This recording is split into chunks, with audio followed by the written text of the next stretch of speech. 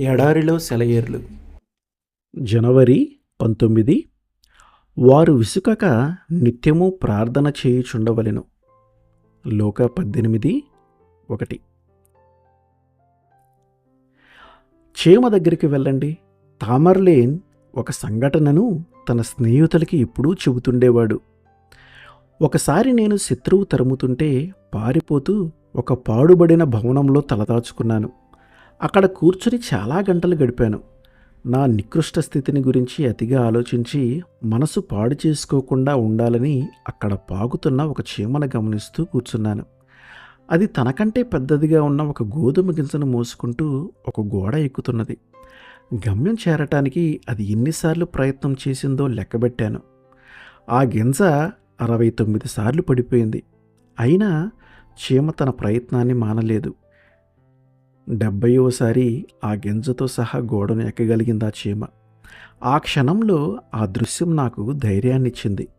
ఆ పాఠాన్ని నేనెప్పుడూ మర్చిపోను. గతంలో ప్రార్థనలకి జవాబు రాలేదన్న కారణం చేత సోమర్తనంగా యథాలాపంగా చేసే ప్రార్థన విశ్వాస సహితమైన ప్రార్థన కాదు. ప్రార్థనలకి జవాబు ఇంతవరకు రాలేదంటే ఆ జవాబు అతి సమీపంగా ఉందన్నమాట. ఇలా అనుకుని చేసేదే నిజమైన ప్రార్థన.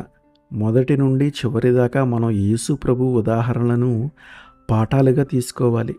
దీర్ఘశాంతంతో చేయని ప్రార్థన, నివేదనను పట్టువదలకుండా మరీ మరీ వినిపించని ప్రార్థన, చేసిన కొద్దీ బలంగా చేస్తూ వెళ్ళని ప్రార్థన ఫలితాలను సంపాదించే ప్రార్థన కాదని యేసు ప్రభువు చూపిన ఆదర్శం మనకు బోధిస్తున్నది.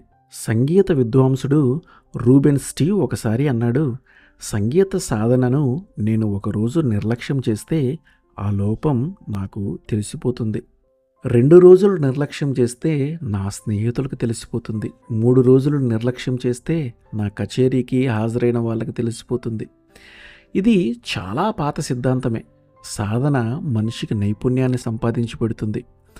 మనం నమ్మకంలో, ప్రార్థనలోనూ, దేవుని చిత్తాన్ని నెరవేర్చటంలోనూ ఎడతెగక ఉండాలి. ఏ కళలోనైనా ఒక కళాకారుడు సాధన మానేశాడనుకోండి, ఏమవుతుందో మనకు తెలుసు. ఇదే సూత్రాన్ని, ఇదే సామాన్య జ్ఞానాన్ని మన ఆధ్యాత్మిక జీవితంలో అనుదినం అవలంబిస్తే మనము సర్వశ్రేష్టతను సంతరించుకోగలం.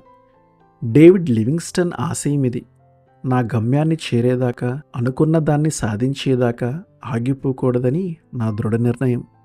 తడబాటు లేని నిశ్చయంతో, దేవునిపై విశ్వాసంతో ఆయన విజయాలు సాధించాడు. ఆమెన్.